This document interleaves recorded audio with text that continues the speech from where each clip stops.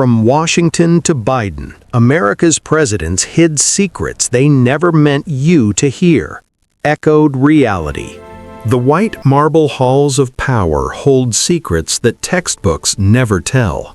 Behind every famous portrait hangs a shadow. Behind every public speech hides a private fear. History remembers their names: Washington, Lincoln, Roosevelt, Kennedy. But history does not remember everything. There are letters that were burned before anyone could read them. There are decisions made in locked rooms, witnessed by no one. There are fears so deep they were buried with the men who carried them. A president who compared his inauguration to his own execution. A leader who lived with a bullet lodged next to his heart for decades. A man who recorded his own crimes, then refused to let anyone hear the tapes. Some died suddenly. Some died slowly. Some died with secrets still locked in their chests. The official story is written in stone, but stone can crack, and when it does, the truth underneath is often darker than anyone imagined. On Echoed Reality, we don't repeat history, we uncover what was never meant to be heard. Today, we walk through the hidden corridors. We open doors that have remained closed for centuries. We ask the questions no one wanted answered. What were they hiding? What did they fear? And what would they do to keep us from knowing? These are the untold stories of American presidents, and once you hear them, you will never see history the same way again. The first secret begins with the man who shaped the nation, but George Washington did not want to be president, and the reason why will change everything you thought you knew. The white marble halls of power hold secrets that textbooks never tell. Behind every famous portrait hangs a shadow. Behind every public speech hides a private fear. The men who shaped America were not just leaders, they were human beings with hidden lives, secret worries, and choices they never wanted anyone to know about. Tonight, we will walk through the hidden corridors of presidential history. We will open doors that have remained closed for centuries. We will discover the untold stories of American presidents. Our journey begins in a time when America was not yet sure it would survive. The year is 1789. The nation is young and fragile. Everyone is watching one man. His name is George Washington. But the story we know about him is not the whole truth. George Washington did not want to be president. This is not taught in schools. Most people think he was eager to lead, but Washington was tired.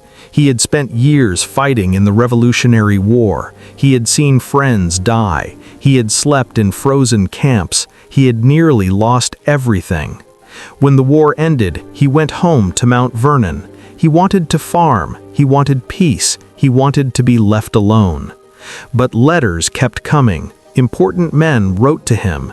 They begged him to lead the new country.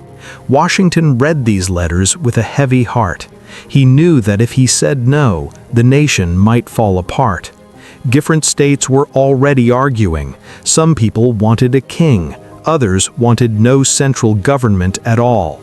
Washington felt trapped between duty and his own happiness. There is a letter he wrote to a close friend during this time. In it, Washington said he felt like he was walking toward his own execution. Those were his exact words. He compared becoming president to being sentenced to death. This tells us something schools never mention. George Washington became president not because he wanted power, but because he felt he had no choice. When Washington finally agreed, he made a secret decision. He decided he would serve and then leave. He would not hold power forever. This decision was dangerous. In most countries at that time, leaders stayed until they died. Kings ruled for life. Washington knew this, but he also knew that if he stayed too long, America might become another kingdom. So he made a private promise to himself. He would serve 2 terms and no more. But even Washington had secrets that troubled him deeply. One of these secrets involved his teeth. Everyone has heard that Washington had wooden teeth. This is a myth. His teeth were not made from wood. They were made from something far more disturbing. Washington's false teeth were made from real human teeth. Some of these teeth came from slaves. This fact is uncomfortable. It is rarely discussed, but historical records show that Washington paid slaves for their teeth. The teeth were then used by a dentist to create dentures for the president. Washington suffered from terrible tooth pain his entire adult life. By the time he became president, he had only one real tooth left in his mouth. He was in constant pain. His face was often swollen. He took laudanum, a drug made from opium, to ease the suffering. The pain affected his mood. It affected his ability to concentrate. There were days when Washington could barely speak because his mouth hurt so much. During important meetings, he would sometimes sit in silence, not because he was thinking deeply, but because speaking caused him agony. His close aides knew this, but the public never did. Washington also carried a secret fear that followed him throughout his presidency. He was afraid of being buried alive. This fear was not unusual in the 1700s. Medical knowledge was limited. Sometimes people who seemed dead were actually in deep comas. There were stories of people waking up inside their coffins. Washington had heard these stories. They terrified him. Before he died, Washington gave specific instructions. He told his secretary that his body must not be buried for at least 3 days after his death. He wanted to make absolutely certain he was truly dead. When Washington finally passed away in December of 1799, his family followed his wishes. His body remained in his bed for 3 full days before burial. This detail is almost never mentioned in history books. John Adams became the 2nd president in 1797. Adams was a brilliant man, but he was also deeply insecure. He had spent his life in the shadow of other people. Benjamin Franklin was more charming, Thomas Jefferson was more popular, George Washington was more respected. Adams knew all of this. It ate at him every day. Adams had a strange morning ritual that he kept secret for most of his life. Every morning, very early, before the sun came up, Adams would go outside and swim naked in the Potomac River. He believed this kept him healthy. He believed cold water swimming would help him live longer. Adams would slip out of the president's house while everyone was still asleep. He would walk down to the river alone. Then he would remove all his clothes and swim in the cold water. One morning, a newspaper reporter discovered Adams during his swim. The reporter, who was a woman named Anne Royal, wanted an interview. Adams had been avoiding her for weeks. When she found him in the river, she saw her chance. She sat on his clothes on the riverbank. She told Adams she would not move until he agreed to answer her questions. Adams, floating naked in the water, had no choice. He gave the interview while treading water. This became the first interview ever given by a sitting president to a female reporter. But Adams had deeper secrets than his swimming habits. He was haunted by a decision he made as president. In 1798, Adams signed laws called the Alien and Sedition Acts. These laws made it illegal to criticize the government. Newspaper editors who wrote negative things about Adams could be arrested and jailed. Several were. Adams signed these laws because he was afraid. He was afraid of chaos. He was afraid the young nation would tear itself apart. But he also signed them because his feelings were hurt. Newspapers said cruel things about him. They called him fat. They said he wanted to be king. They said he was a fool. Adams, who was sensitive and proud, wanted the criticism to stop. Years later, after he left office, Adams admitted this was his greatest mistake. He said the Sedition Act betrayed everything America stood for. He said it haunted him. But during his presidency, he defended it. He let men go to jail for speaking their minds. This contradiction lived inside Adams until the day he died. Adams and Thomas Jefferson had been friends during the Revolution. They worked together. They respected each other. But when Jefferson ran against Adams for president in 1800, everything changed. The election became vicious. Supporters of Jefferson spread rumors that Adams wanted to start a war with France to make himself more powerful. Supporters of Adams spread rumors that Jefferson was a godless radical who would destroy religion in America. The two men stopped speaking. When Jefferson won the election, Adams was devastated. On the morning of Jefferson's inauguration, Adams left Washington before sunrise. He did not attend the ceremony. He could not bear to watch Jefferson take the oath. Adams climbed into a carriage in the dark and rode away. He left no note. He said no goodbye. For 11 years, Adams and Jefferson did not exchange a single word. Thomas Jefferson became the third president in 1801. Jefferson is remembered as the man who wrote the Declaration of Independence. He is remembered for saying all men are created equal. But Jefferson owned more than 600 slaves during his lifetime. This contradiction has been discussed by historians. But there are other Jefferson secrets that remain less known. Jefferson had a hidden room in his Virginia home, Monticello. This room was connected to his bedroom by a secret passage. The room was very small. Only one person could fit inside comfortably. Historical evidence suggests that Sally Hemings, a woman Jefferson enslaved, lived in this room or used it frequently. Sally Hemings was the half-sister of Jefferson's dead wife. She was also, according to DNA evidence discovered in 1998, the mother of several of Jefferson's children. Jefferson never publicly acknowledged these children. He never freed Sally Hemings during his lifetime.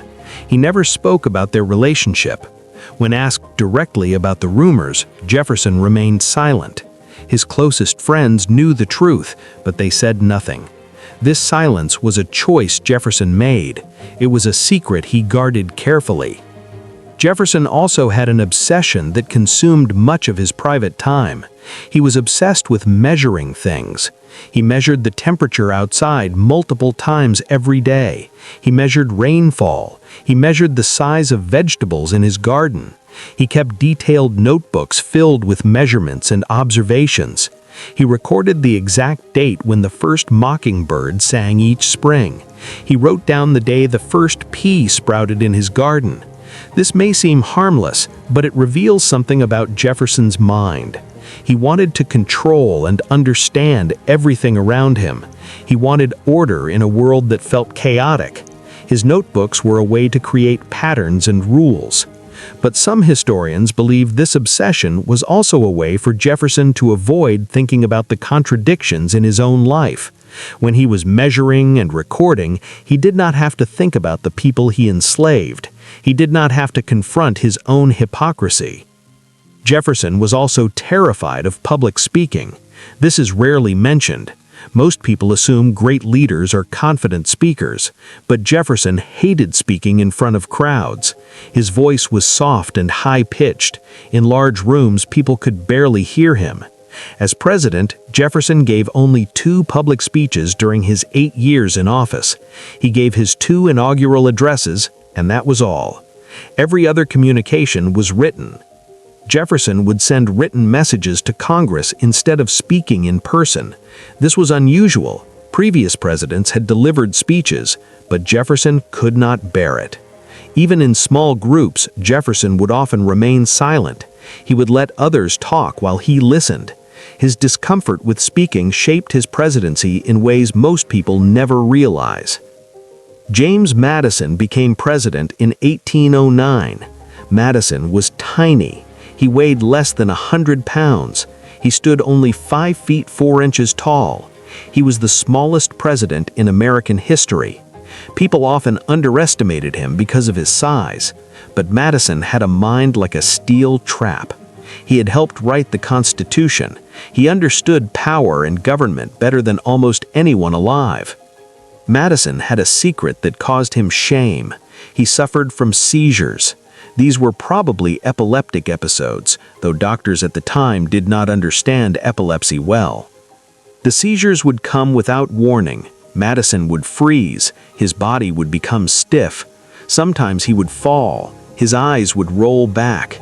The episodes lasted only a minute or two, but they left Madison exhausted and confused. Madison's wife, Dolly, knew about the seizures. She protected him. When Madison felt a seizure coming, he would excuse himself quickly. Dolly would make excuses to guests. She would say he was needed urgently. Elsewhere, she would say he was tired. She never told anyone the truth. Madison lived in constant fear that a seizure would happen during an important meeting. He worried foreign diplomats would see him collapse. He worried it would make America look weak. During the War of 1812, Madison faced his greatest crisis. British forces invaded Washington. They burned the White House. They burned the Capitol building. Madison had to flee the city. For the only time in American history, the nation's capital was captured by an enemy. Madison rode on horseback through the countryside, trying to rally troops. He was 53 years old, small and weak. Soldiers barely recognized him. Some thought he was a lost farmer. Dolly Madison stayed behind longer than her husband. She saved a famous portrait of George Washington before the British arrived. This act made her a hero. But what is less known is that Dolly also saved secret government documents. She filled trunks with papers, letters, and treaties. If these documents had been captured or destroyed, the American government would have lost crucial records. Dolly understood this. She worked frantically while smoke rose in the distance. She refused to leave until the trunks were loaded onto wagons. When Madison returned to Washington after the British left, he saw the burned ruins of the president's house. He stood in the ashes. Witnesses said he wept. Madison felt responsible. He felt he had failed to protect the nation. For the rest of his presidency, Madison lived in borrowed houses. The White House was not fully rebuilt until after he left office. James Monroe became president in 1817. Monroe is not well remembered today. Most people know his name because of the Monroe Doctrine, a policy about foreign powers staying out of the Americas. But Monroe himself remains a fuzzy figure in history.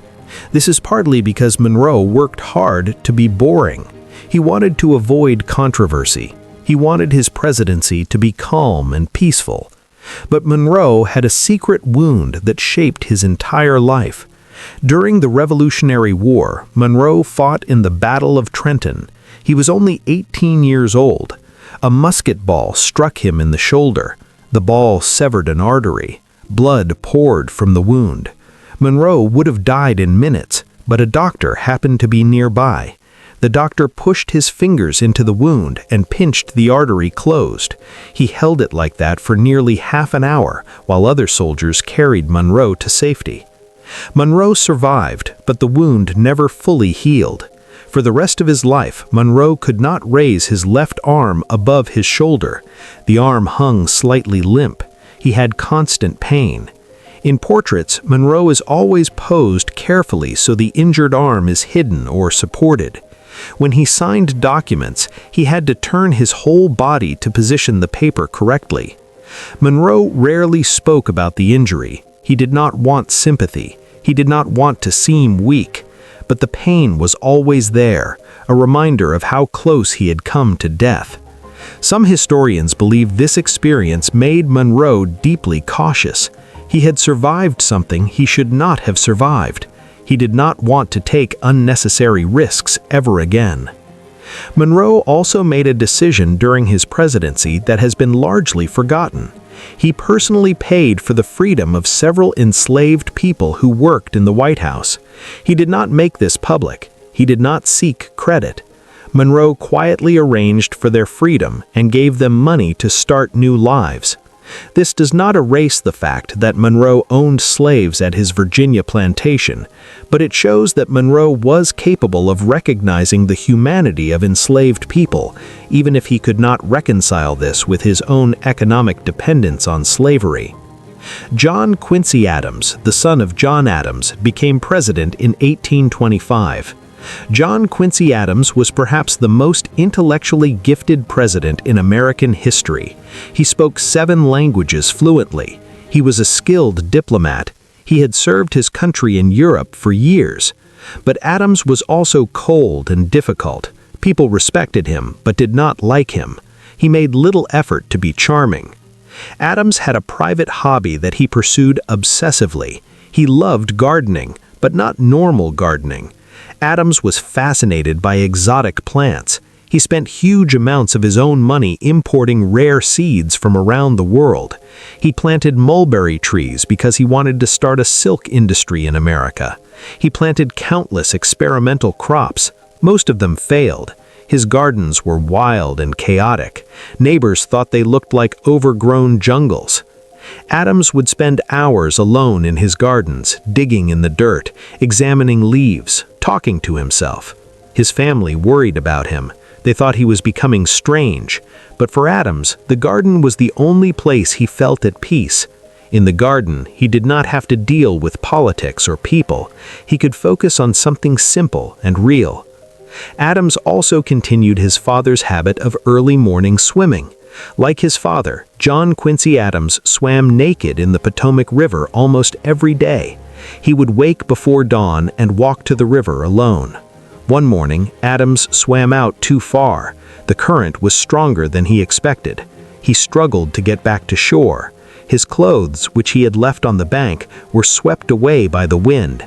Adams was the President of the United States sneaking through the Capitol with no clothes. Fortunately, it was very early, and no one saw him. Adams lost his re-election campaign to John Jackson in 1828. The campaign was brutal. Supporters of Jackson accused Adams of corrupt dealings. They said he had stolen the previous election. Supporters of Adams accused Jackson of being a murderer and said his wife was a bigamist. Rachel Jackson, Jackson's wife, was so distressed by the attacks that she died shortly after the election. Jackson blamed Adams for her death. After leaving the presidency, Adams did something no other president had done. He ran for Congress and won. He served in the House of Representatives for 17 years. Adams became a fierce opponent of slavery during this time. He argued against it constantly. Other congressmen hated him. They tried to silence him. They passed rules forbidding discussion of slavery. Adams ignored the rules. He kept speaking. In 1848, Adams collapsed on the floor of the House of Representatives. He died 2 days later. His last words were, "This is the end of earth, but I am composed."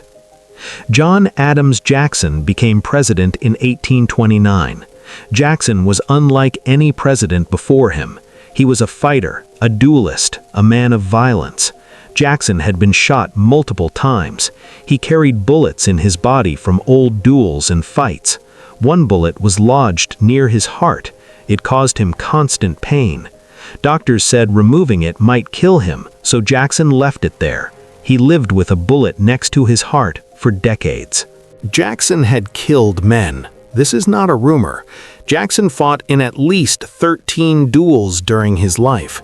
In one duel, Jackson shot and killed a man named Charles Dickinson. Dickinson had insulted Jackson's wife. The two men met at dawn. They stood back to back, walked apart, turned, and fired.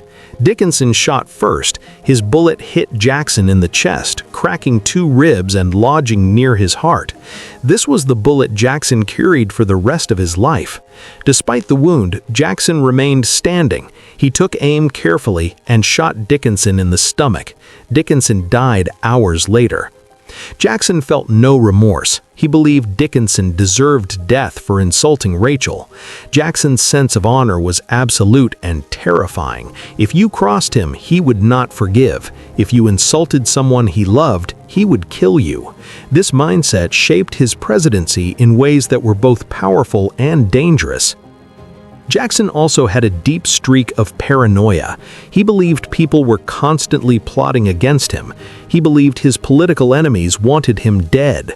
Some of this was probably true. Jackson had many enemies, but his paranoia went beyond reason. He kept loaded pistols in every room of the White House. He slept with a gun under his pillow. He trusted almost no one.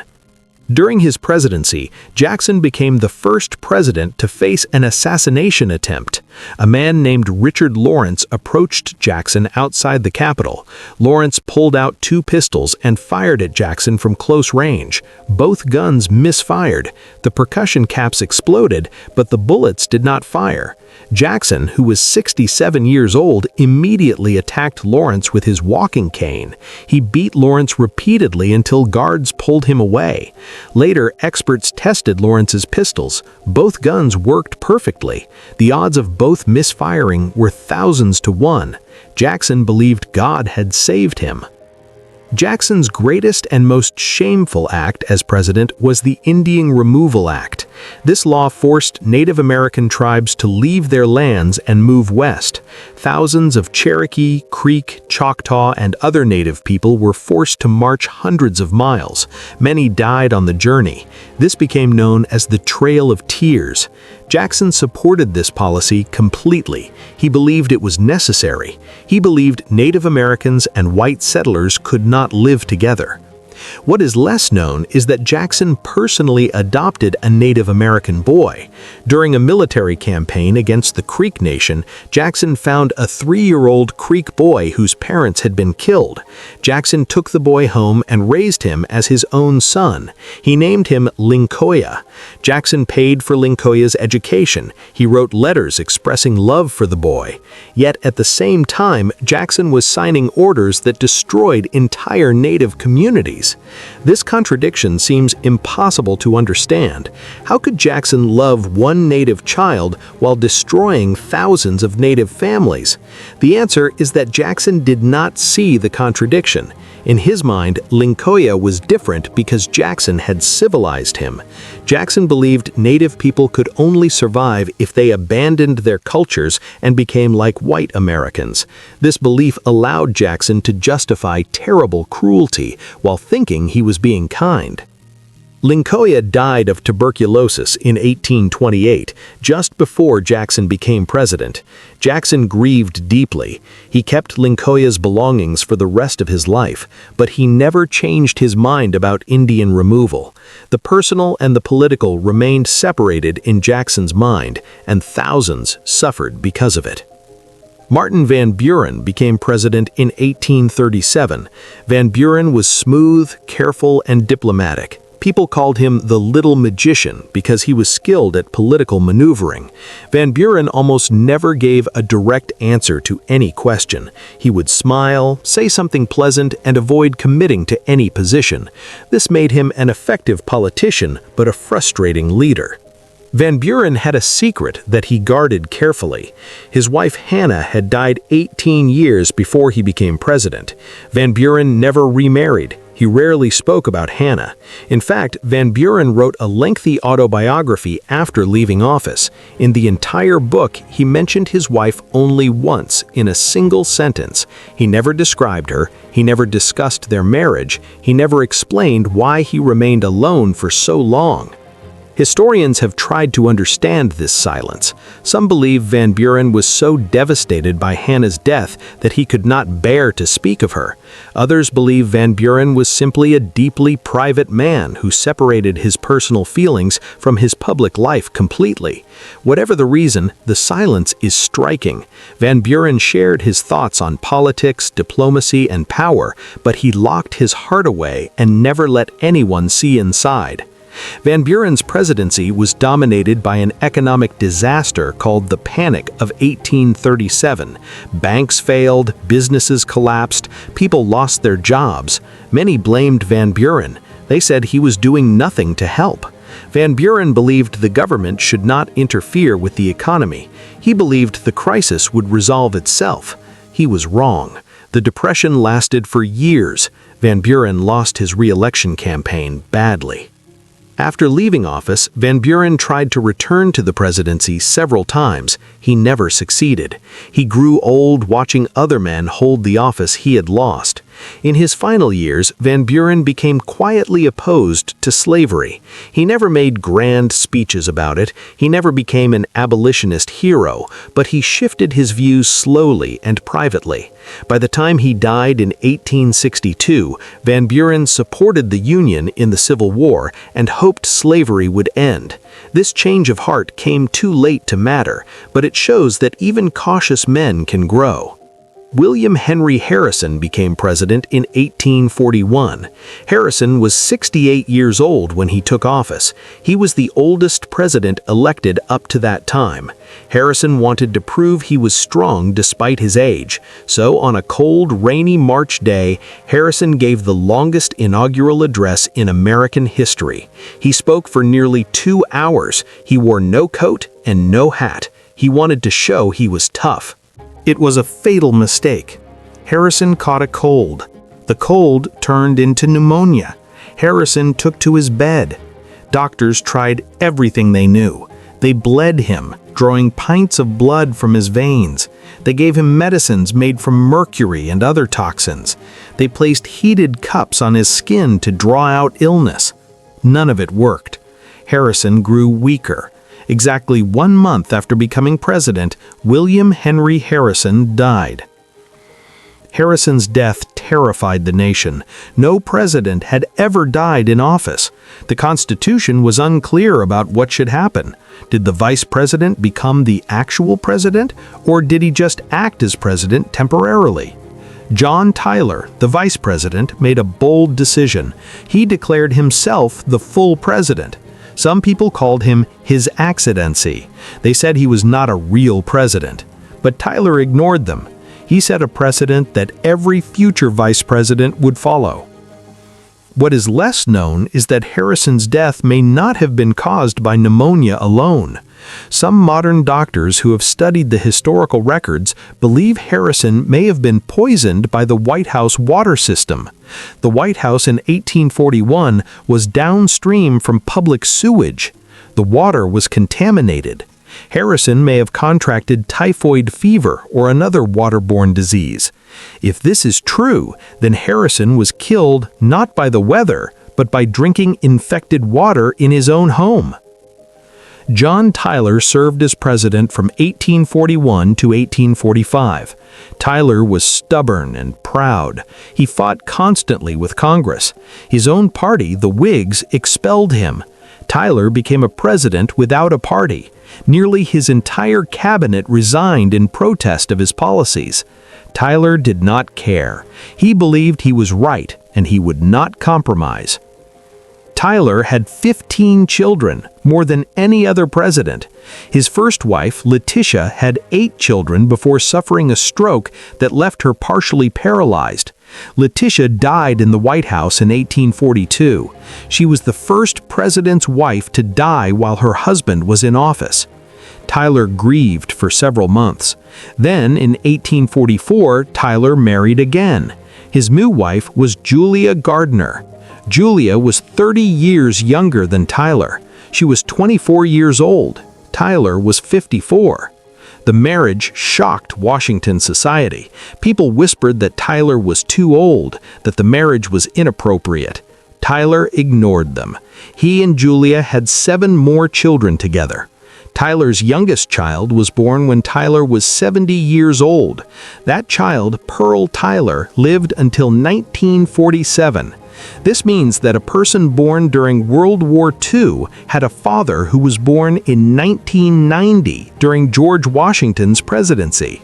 This strange fact shows how close we still are to the founding era. John Tyler made another decision late in his life that has been largely forgotten. When the Civil War began in 1861, Tyler sided with the Confederacy. He was elected to the Confederate Congress. He died in 1862 before he could take his seat. Tyler is the only president whose death was not officially mourned by the United States government. No flags were lowered, no memorial service was held. Tyler had become a traitor, and the nation he once led pretended he had never existed. James K. Polk became president in 1845. Polk was serious, hard-working, and joyless. He rarely smiled. He had no hobbies. He had few friends. Polk believed in work above all else. He set goals for his presidency and achieved almost all of them. He expanded American territory dramatically. He oversaw the Mexican-American War. He acquired California and much of the Southwest. He was an effective president by any measure. But Polk destroyed himself in the process. He worked 16-hour days, 7 days a week. He attended every meeting. He read every document. He trusted no one to do tasks he could do himself. Polk's health collapsed under the strain. He developed chronic stomach pain. He could barely eat. He lost weight rapidly. His face became gaunt. His eyes sank into his skull. Polk promised he would serve only one term. He kept that promise. When he left office in March 1849, Polk was exhausted and sick. He went home to Tennessee. 3 months later, he died. Polk was only 53 years old. He had worked himself to death. His wife Sarah lived for another 42 years as a widow. She never remarried. She wore black mourning clothes for the rest of her life. Zachary Taylor became president in 1849. Taylor was a military hero with no political experience. He had never voted in an election before running for president. Taylor was blunt, honest, and simple. He spoke plainly. He hated formality and ceremony. People liked him because he seemed real. Taylor owned a plantation in Louisiana. He owned more than 100 enslaved people. But as president, Taylor opposed the expansion of slavery into new territories. This confused people. How could a slaveholder oppose slavery's growth? Taylor's reasoning was practical, not moral. He believed spreading slavery into new territories would cause conflict and possibly tear the nation apart. He was right, but his position made him enemies on both sides. In July 1850, Taylor attended a 4th of July celebration at the Washington Monument, which was still under construction. It was a blazing hot day. Taylor stood in the sun for hours listening to speeches. Afterward, he returned to the White House overheated and exhausted. He drank large amounts of ice water and ate a bowl of cherries and cold milk. That night, Taylor became violently ill. He suffered from severe stomach cramps and diarrhea. Doctors diagnosed cholera. Taylor grew worse over the next 5 days. He told his wife, "I am about to die. I expect the summons soon. I have endeavored to discharge all my duties faithfully. I regret nothing, but I am sorry that I am about to leave my friends." Taylor died on July 9, 1850. He had been president for only 16 months. For 140 years, historians accepted that Taylor died of cholera or acute gastroenteritis. But in 1991, a writer suggested Taylor may have been poisoned by arsenic. Taylor's body was exhumed and tested. The tests showed normal levels of arsenic. Taylor had not been poisoned. He died from contaminated food or water, just as the doctors had originally believed.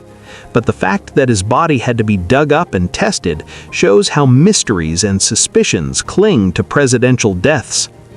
Milford Fillmore became president when Taylor died. Fillmore was handsome, dignified, and forgotten. He is one of the least remembered presidents. Fillmore tried to hold the nation together as it split over slavery. He supported the Compromise of 1850, a series of laws meant to balance slave and free states. The compromise included the Fugitive Slave Act, which required that escaped slaves be returned to their owners even if they had reached free states. The Fugitive Slave Act was cruel and unjust. It turned ordinary people in the North into slave catchers. It denied accused runaways the right to testify in their own defense. It made slavery a national system, not just a Southern one. Fillmore enforced the law strictly. He sent federal troops to capture escaped slaves.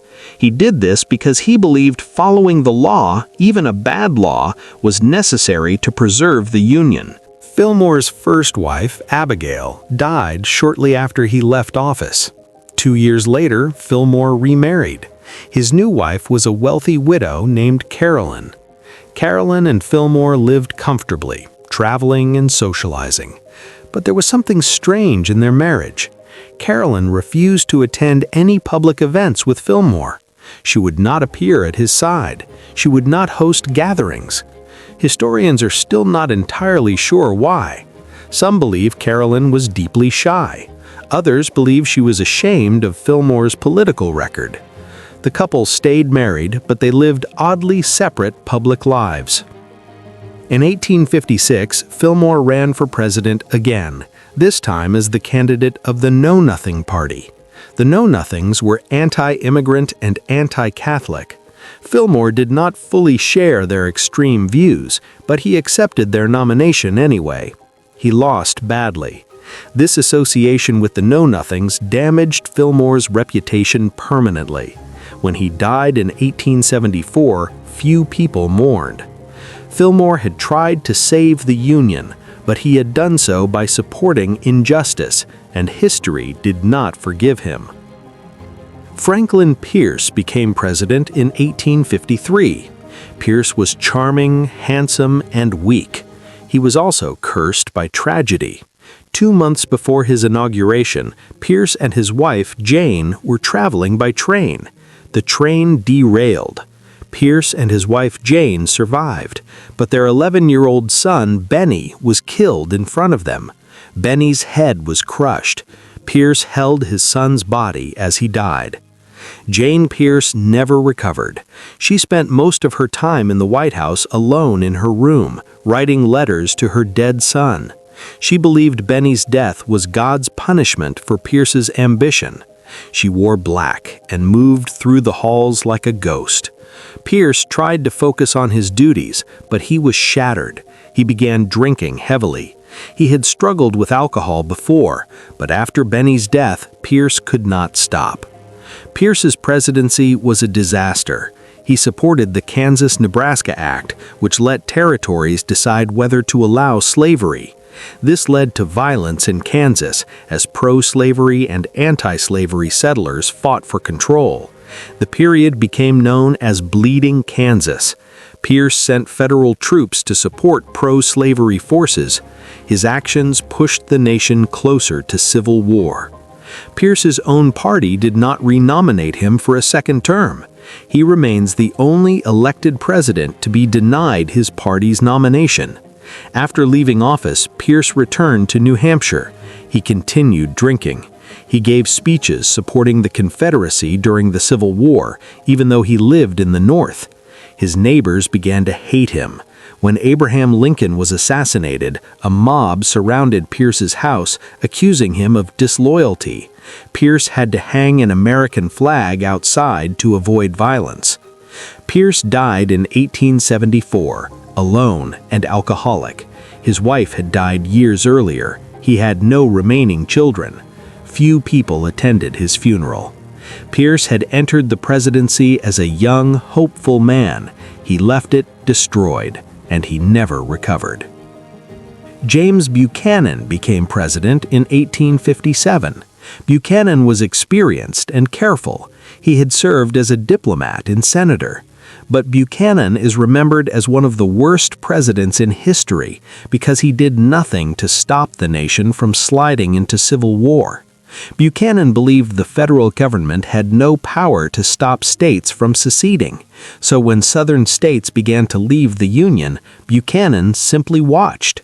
Buchanan was also the only president who never married. He lived his entire adult life as a bachelor. This has led to much speculation. Some historians believe Buchanan was gay. Buchanan had a very close relationship with Senator William Rufus King of Alabama. The two men lived together for many years. They were inseparable. Other politicians made jokes about them. Andrew Jackson called King Miss Nancy. Aaron Brown referred to King as Buchanan's wife. Buchanan and King exchanged letters that sound, to modern readers, like love letters. When King was sent to France as a diplomat, Buchanan wrote, "I am now solitary and alone, having no companion in the house with me. I have gone a-wooing to several gentlemen, but have not succeeded with any of them." This language is ambiguous. It could mean romantic affection, or it could simply reflect the more emotional style of male friendship. We will never know for certain. Buchanan destroyed most of his personal papers before he died. He specifically asked his niece to burn his correspondence. Whatever the truth, Buchanan kept it hidden. He lived in a time when such things could not be spoken. If Buchanan did love King, he could never say so. If he was simply a lonely man who never found a wife, he took that loneliness to his grave. Buchanan also made a secret and corrupt deal before his inauguration.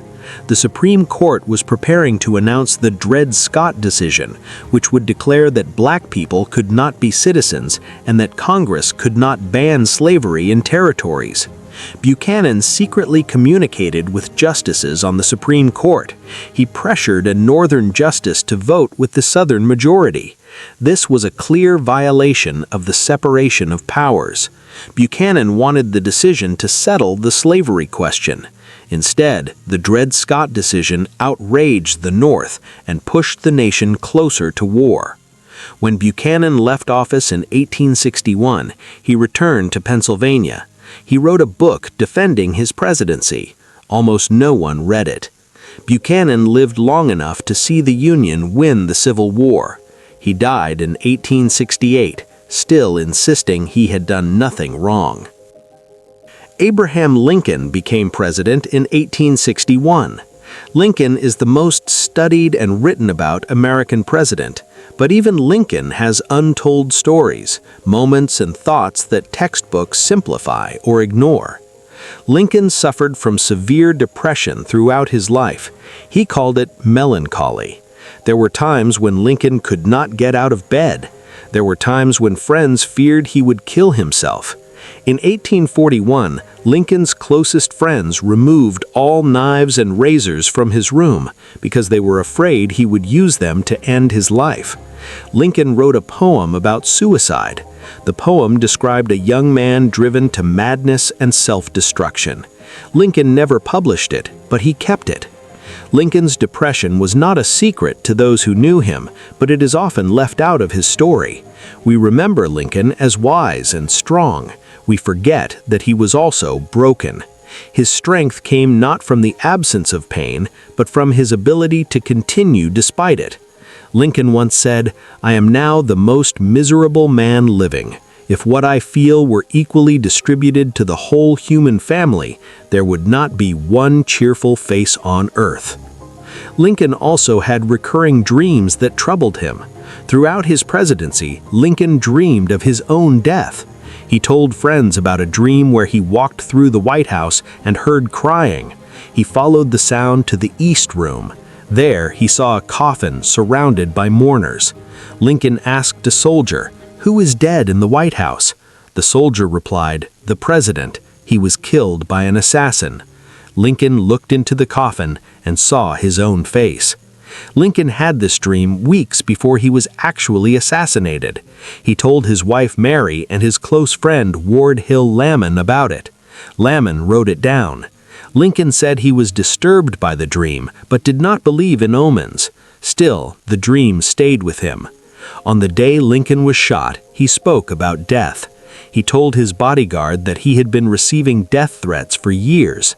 He said, "I know I am in danger, but I am not going to worry about it." That night, Lincoln went to Ford's Theater to see a play. He did not want to go. He was tired, but Mary insisted. She thought it would be good for him to relax. Lincoln agreed. John Wilkes Booth shot Lincoln in the back of the head during the play. Lincoln never regained consciousness. He died the next morning. But what is less often discussed is what happened to Mary Lincoln afterward. Mary had already lost 3 of her 4 sons to illness. Now she lost her husband to murder. Mary's mind broke. She became paranoid and unstable. She spent money wildly. She believed people were trying to poison her. She wandered the streets carrying large amounts of cash sewn into her clothes. In 1875, Mary's only surviving son, Robert, had her declared legally insane. She was committed to a mental institution. Mary was furious. She felt betrayed. She fought for her release and eventually succeeded, but her relationship with Robert was destroyed. Mary spent her final years living in her sister's house, alone in a darkened room. She died in 1882. Her life had been filled with grief, and it ended in isolation. Andrew Johnson became president when Lincoln died. Johnson was a Southerner who had stayed loyal to the Union. Lincoln chose him as vice president to show unity, but Johnson was a terrible choice. He was racist, stubborn, and drunk at his own inauguration. Johnson had been sick on Inauguration Day and drank whiskey to steady himself. He drank too much. He gave a rambling, incoherent speech. People were horrified. As president, Johnson opposed rights for freed slaves. He vetoed laws meant to protect black citizens. He gave pardons to Confederate leaders. He fought constantly with Congress. In 1868, Congress impeached Johnson. He was the first president ever impeached. The Senate held a trial. Johnson came within 1 vote of being removed from office. He survived, but his presidency was destroyed. What is less known is that Johnson was desperately poor when he left office. He had no money. He had no home.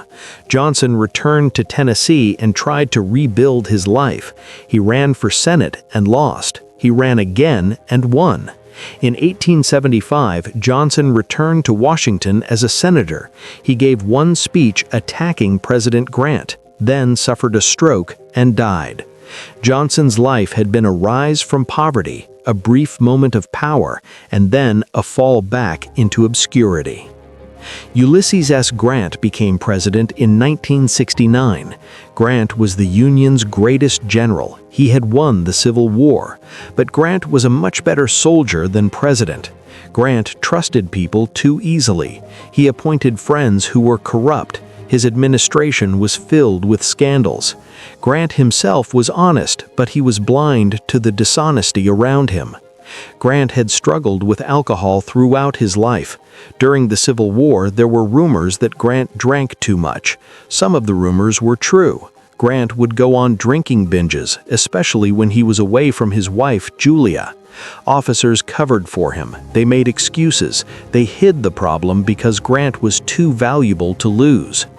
As president, Grant mostly controlled his drinking, but the vulnerability was always there. Grant's enemies spread rumors that he was drunk in the White House.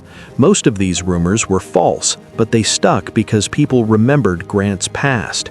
Grant's drinking was never just a personal issue. It was a weapon his enemies used against him. After leaving office, Grant lost all his money in a bad investment. A business partner swindled him. Grant was broke and humiliated. Then he learned he had throat cancer. The cancer was caused by years of cigar smoking. Grant was dying and penniless. He needed money to provide for his wife after his death. Mark Twain, the famous writer, offered to help. Twain arranged for Grant to write his memoirs and promised a generous contract. Grant, in terrible pain, raced against death to finish the book. He wrote for hours every day, even as the cancer spread. He could no longer speak. He communicated by writing notes. Grant finished the memoir days before he died in 1885. The book became a bestseller. It earned Julia Grant nearly $500,000, a fortune at the time. Grant's memoirs are still considered some of the finest military writing in American history. Grant's final act was not a battle, but a book. He saved his family by writing the truth about his life, even as that life was ending. Rutherford Hayes became president in 1777 after the most controversial election in American history. Hayes lost the popular vote. The electoral vote was disputed. A special commission awarded Hayes the presidency by a single electoral vote. Many believed the election was stolen. Hayes was called Rutherfraud. He was called His Fraudulency. The title followed him his entire presidency.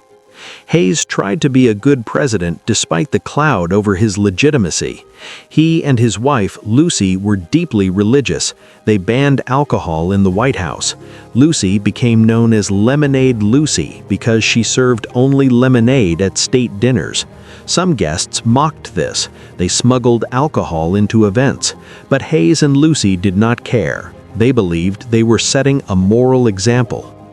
Hayes also made a decision that shaped the next century of American history. To secure the presidency, Hayes made a deal with Southern Democrats. He agreed to remove federal troops from the South. These troops had been protecting the rights of freed slaves. When the troops left, Southern states quickly passed laws stripping black citizens of their rights. This began the era of Jim Crow segregation. Hayes likely did not fully understand what would happen. He believed Southern whites would treat black citizens fairly if given the chance.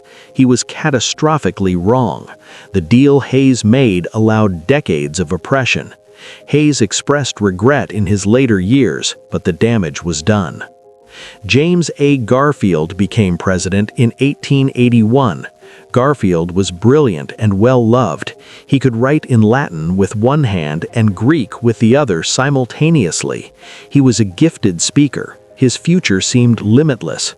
But Garfield's presidency lasted only 4 months. In July 1881, Garfield was walking through a train station in Washington. A man named Charles Guiteau approached him and shot him twice. One bullet grazed Garfield's arm, the other lodged deep in his back. Garfield did not die immediately. He was taken back to the White House. For the next 11 weeks, Garfield lay in bed while doctors tried to save him. They probed his wound with unwashed hands and unsterilized instruments.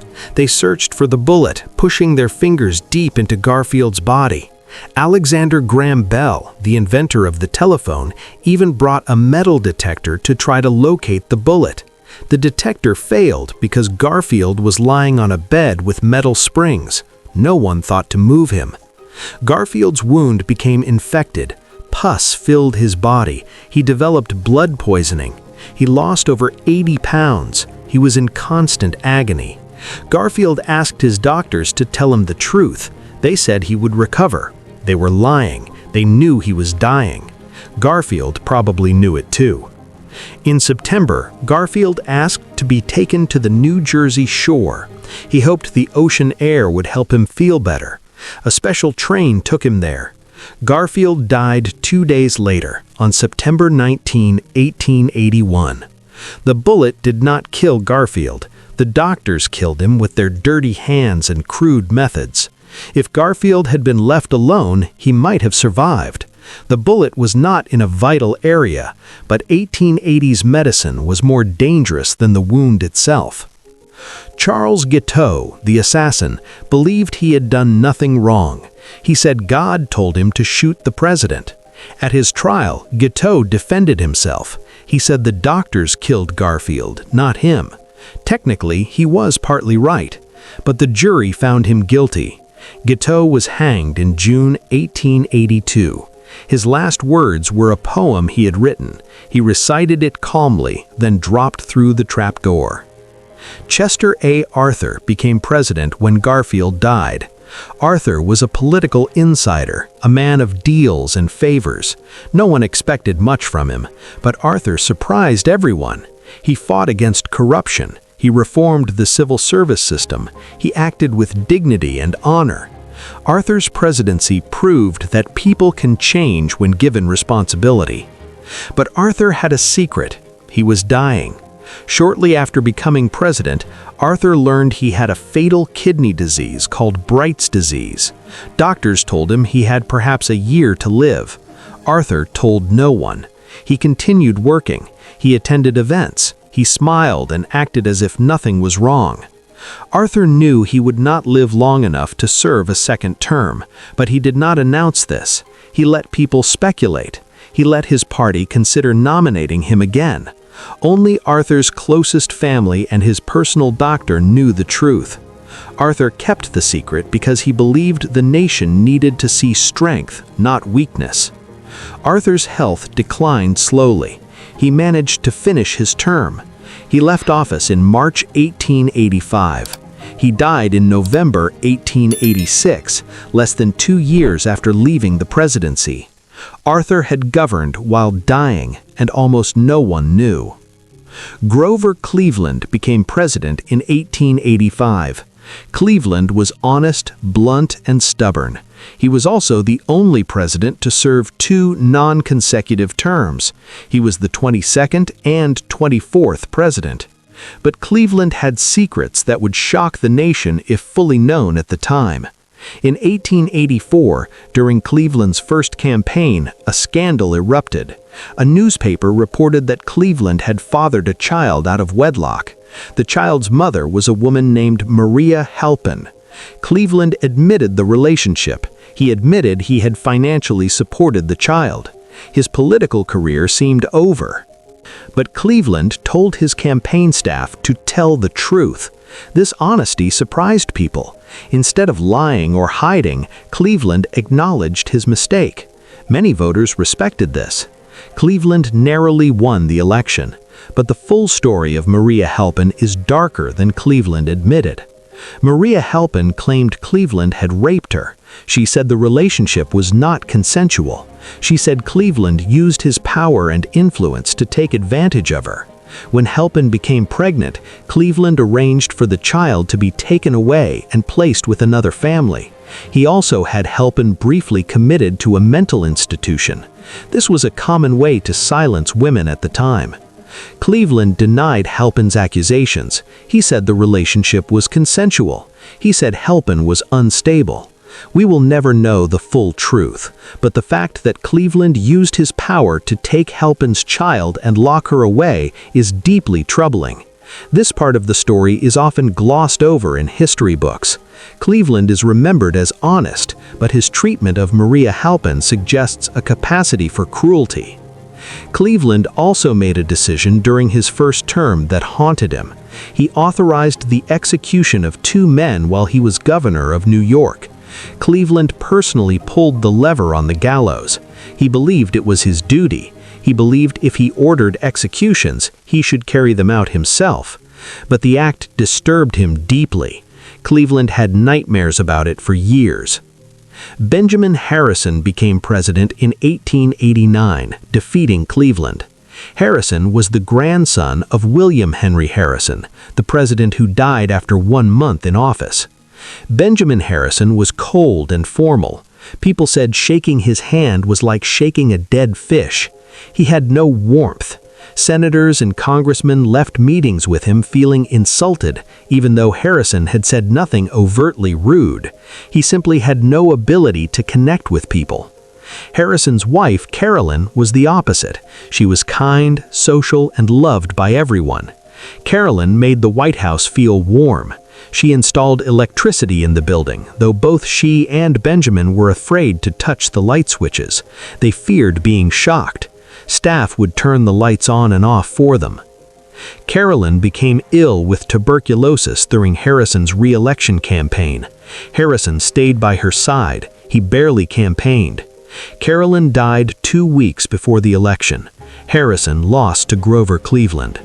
Harrison returned to private life. 4 years later, he remarried. His new wife was Carolyn's niece, Mary. Mary was 25 years younger than Harrison. Harrison's children were furious. They refused to attend the wedding. They believed their father had dishonored their mother's memory. Grover Cleveland returned to the presidency in 1893. During his second term, Cleveland faced an economic depression. Banks failed, railroads collapsed, unemployment soared, workers went on strike. Cleveland responded with force. He sent federal troops to break strikes. He sided with business owners against workers. His actions made him deeply unpopular. Cleveland also developed a secret medical crisis. A doctor found a tumor in Cleveland's mouth. The tumor was cancerous. It had to be removed immediately. But Cleveland feared that news of his illness would cause financial panic. The economy was already fragile. Cleveland decided to keep the surgery secret. In July 1893, Cleveland boarded a friend's yacht. Doctors set up a makeshift operating room below deck. While the yacht sailed on the East River, doctors removed a large portion of Cleveland's upper jaw and palate. The surgery took 90 minutes. Cleveland was given ether for anesthesia. The operation was risky and brutal. Cleveland survived. Doctors fitted him with a rubber prosthesis to fill the gap in his mouth. Cleveland practiced speaking until he sounded normal. The entire operation remained secret. One reporter heard rumors and published a story, but Cleveland's allies denied it. They called the reporter a liar. The truth did not come out until years after Cleveland's death. Cleveland left office in 1897. He retired to New Jersey and lived quietly. He died in 1908. His last words were, "I have tried so hard to do right." Whether he succeeded is still debated. William McKinley became president in 1897. McKinley was kind, gentle, and deeply devoted to his wife, Ida. Ida suffered from epilepsy and severe headaches. She had frequent seizures.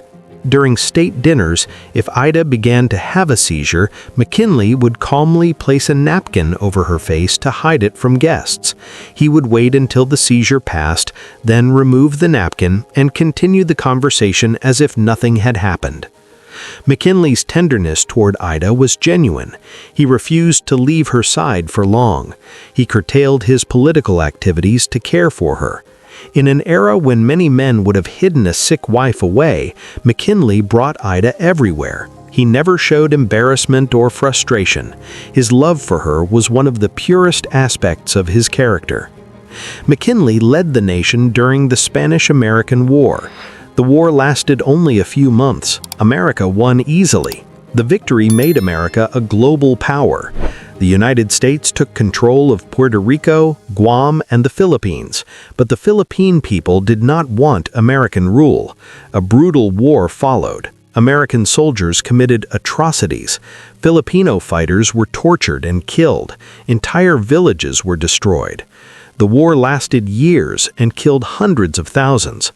McKinley justified the war by saying America had a duty to civilize and Christianize the Filipinos. He said God had told him this in a dream.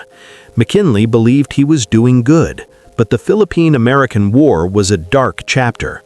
It revealed that America was willing to use the same imperial violence it had once opposed. In September 1901, McKinley attended an exposition in Buffalo, New York. He stood in a receiving line shaking hands with citizens. A man named Leon Czolgosz approached. Czolgosz had a gun hidden under a handkerchief. He shot McKinley twice in the stomach. McKinley did not die immediately. He was taken to a hospital. Doctors operated but could not find one of the bullets. McKinley seemed to improve. For a week, doctors said he would recover. Then infection set in. McKinley's condition collapsed. He died on September 14, 1901. Czolgosz was an anarchist. He believed McKinley represented a corrupt system. He showed no remorse. Czolgosz was executed 6 weeks later. His last words were, "I killed the president because he was the enemy of the good people." Theodore Roosevelt became president when McKinley died. Roosevelt was 42 years old, the youngest president in history. He was energetic, charismatic, and hungry for action. Roosevelt transformed the presidency. He made it the center of American life. But Roosevelt had a past filled with grief and struggle. When Roosevelt was 25, his wife, Alice, and his mother both died on the same day. Alice died from kidney failure after giving birth. Roosevelt's mother died from typhoid fever. Roosevelt was shattered. He wrote in his diary, "The light has gone out of my life." He never spoke about Alice again. He never mentioned her name. He left his infant daughter with his sister and fled west to the Dakota Territory. Roosevelt spent 2 years living as a cowboy. He punched cattle, he hunted, he fought. He tried to outrun his grief. Slowly, he rebuilt himself. He returned east, remarried, and re-entered politics, but the wound never fully healed. Roosevelt's relentless energy, his constant need for action, may have been his way of avoiding the darkness that waited whenever he sat still. As president, Roosevelt was bold and aggressive. He broke up monopolies. He built the Panama Canal. He sent the Navy around the world to show American power. Roosevelt believed in strength. He believed America should dominate. His foreign policy was summed up in a phrase he loved: "Speak softly and carry a big stick." But Roosevelt also had a surprisingly progressive side. He invited Booker T. Washington, a black educator, to dine at the White House. This caused outrage in the South. Newspapers called it a disgrace. Roosevelt was burned in effigy. Roosevelt defended the decision, but he never invited another black guest to dine during his presidency. The backlash had intimidated him. Roosevelt's son, Quentin, was killed in World War I. Quentin was a pilot. His plane was shot down over France in 1918. Roosevelt received the news while giving a speech. He finished the speech, then went home and wept. Friends said Roosevelt never recovered from Quentin's death. The light in him dimmed. Roosevelt died 6 months later, in January 1919. Some believe he died of a broken heart. William Howard Taft became president in 1909. Taft was Roosevelt's chosen successor. Roosevelt believed Taft would continue his policies, but Taft was not Roosevelt. Taft was cautious, legalistic, and conflict-averse. He hated being president. Taft once said, "I don't remember that I ever was president." Taft was also enormous. He weighed over 300 pounds. He got stuck in the White House bathtub. A new, larger tub had to be installed. The tub was so big that 4 normal-sized men could fit inside it. This detail is often told as a joke, but it caused Taft real embarrassment. Taft suffered from sleep apnea, likely caused by his weight. He would fall asleep during meetings, sometimes in mid-sentence. Cabinet members grew accustomed to it. They would pause, wait for Taft to wake, and then continue the conversation as if nothing had happened. Taft's tenderness toward Ida was genuine. He refused to leave her side for long. He curtailed his political activities to care for her. In an era when many men would have hidden a sick wife away, McKinley brought Ida everywhere. He never showed embarrassment or frustration. His love for her was one of the purest aspects of his character. William Woodrow Wilson became president in 1913. Wilson was an intellectual, a former college professor and president of Princeton University. He was idealistic and believed in progress, but Wilson was also rigid, arrogant, and deeply racist. Wilson resegregated the federal government. Black and white workers had worked side by side in government offices since Reconstruction. Wilson ended this. He ordered separate facilities for black employees. He fired many black workers. When black leaders protested, Wilson dismissed them coldly. Wilson also praised the Ku Klux Klan. He screened the film The Birth of a Nation in the White House. The film glorified the Klan and portrayed black people as dangerous savages. Wilson called it history written with lightning. His endorsement helped the Klan grow. By the 1920s, the Klan had millions of members. Wilson led America into World War I. He said it was a war to make the world safe for democracy. After the war, Wilson pushed for the League of Nations, an international organization meant to prevent future wars. Wilson believed the League was his greatest achievement. He traveled the country, giving speeches to rally support. But Wilson's health was failing. He suffered from severe headaches and high blood pressure. In October 1919, Wilson had a massive stroke. The stroke paralyzed his left side. Wilson could barely speak. He could not walk. He was confined to his bed. For the next 17 months, Wilson remained president, but he was unable to perform his duties. His wife, Edith, controlled access to him. She decided what information Wilson saw. She made decisions on his behalf. Some historians call this period the Mrs. Wilson presidency. Edith was not elected. She had no official role, but she effectively ran the country because her husband could not. The League of Nations was defeated in the Senate. Wilson's dream died. Wilson left office in 1921, broken and bitter. He lived 3 more years in Washington, an invalid. He died in 1924. Wilson's legacy is complicated. He had vision, but also profound moral blindness. Warren G. Harding became president in 1921.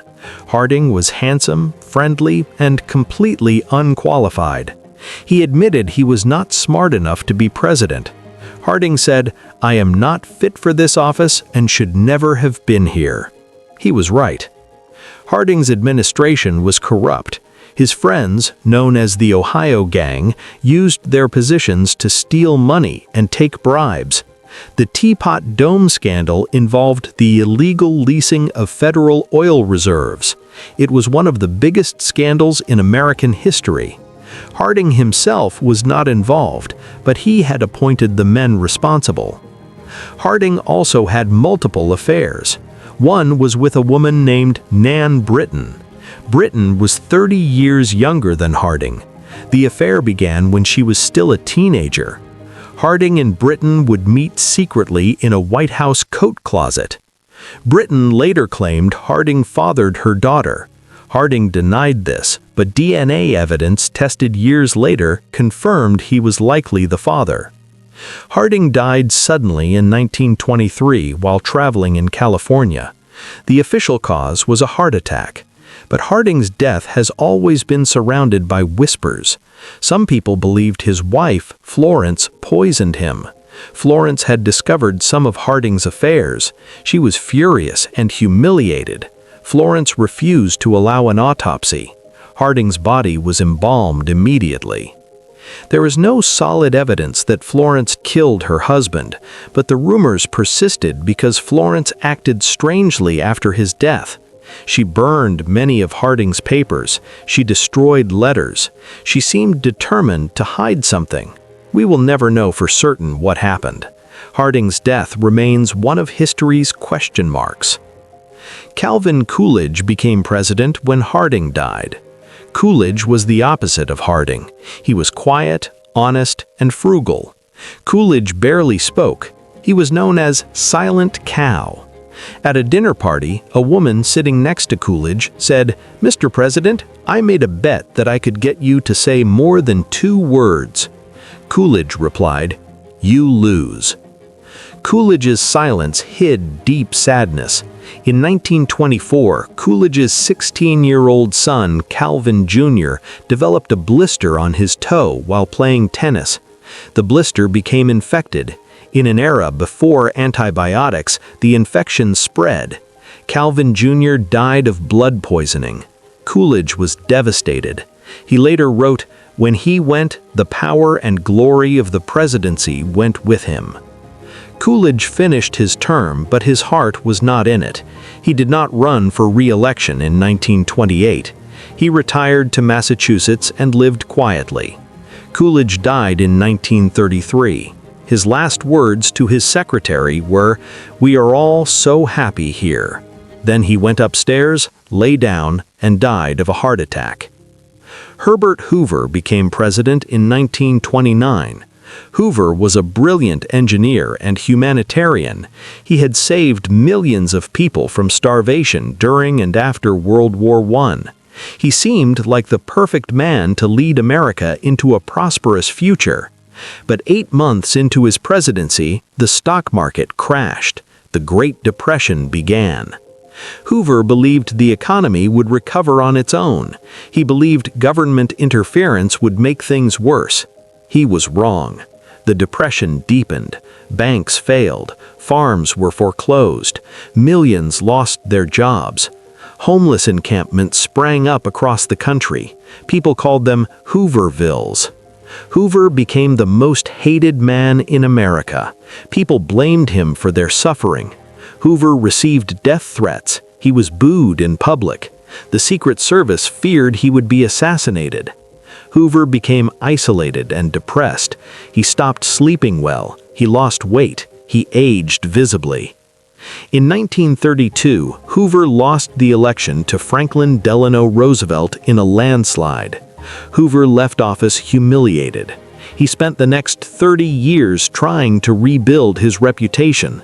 He wrote books. He gave speeches. He worked on humanitarian projects. Slowly, people began to remember the good he had done before the Depression, but Hoover never fully escaped the shadow of those years. Franklin Delano Roosevelt became president in 1933. Roosevelt transformed America. He created Social Security, labor protections, and financial regulations. He led the nation through the Great Depression and World War II. He was elected 4 times. But Roosevelt had secrets, both political and personal. Roosevelt contracted polio in 1921. The disease paralyzed him from the waist down. Roosevelt could not walk with heavy metal braces and assistance. He could not stand without locking his legs into place. The effort was exhausting and painful. Roosevelt and his staff worked hard to hide his disability from the public. Photographers were told not to take pictures of Roosevelt in his wheelchair. If they did, Secret Service agents would confiscate the film. Roosevelt was always photographed standing or sitting in regular chairs. The public saw Roosevelt as strong and vigorous. Most Americans did not realize he could not walk. This deception was deliberate. Roosevelt believed the public would lose confidence in a president who appeared weak. He may have been right. In the 1930s and 1940s, disability was stigmatized. Roosevelt's image of strength was part of what made him an effective leader. But the cost was a life lived in constant performance. Roosevelt also had a long affair with his wife Eleanor's secretary, Lucy Mercer. Eleanor discovered the affair in 1918. She was heartbroken and furious. She offered Franklin a divorce. Franklin's mother, Sarah, threatened to cut him off financially if he divorced. Divorce would also ruin his political career. So Franklin and Eleanor stayed married, but their relationship changed. They became partners rather than lovers. Eleanor pursued her own interests and friendships. Franklin continued to see Lucy secretly. Lucy was with Franklin when he died in 1945. Franklin was at his retreat in Warm Springs, Georgia. He was sitting for a portrait. Suddenly he said, "I have a terrific headache." He slumped forward. He had suffered a massive cerebral hemorrhage. Franklin was carried to his bed. He never regained consciousness. He died a few hours later. Eleanor was in Washington. She was called and told to come immediately. When Eleanor arrived, she found Lucy there. The two women faced each other. Lucy left quietly. Eleanor never spoke about it publicly, but the betrayal must have stung, even after so many years. Harry S. Truman became president when Roosevelt died. Truman had been vice president for only 82 days. Roosevelt had barely spoken to him. Truman knew almost nothing about the war effort or foreign policy. When he was told Roosevelt had died, Truman asked Eleanor, "Is there anything I can do for you?" Eleanor replied, "Is there anything we can do for you? For you are the one in trouble now." Truman was right to be worried. Within months, he had to make the most terrible decision in history. He had to decide whether to drop atomic bombs on Japan. The bombs had been developed in secret. Truman learned about them only after becoming president. Truman consulted with advisors. Some said the bombs would end the war and save American lives. Others said Japan was already on the verge of surrender. Truman decided to use the bombs.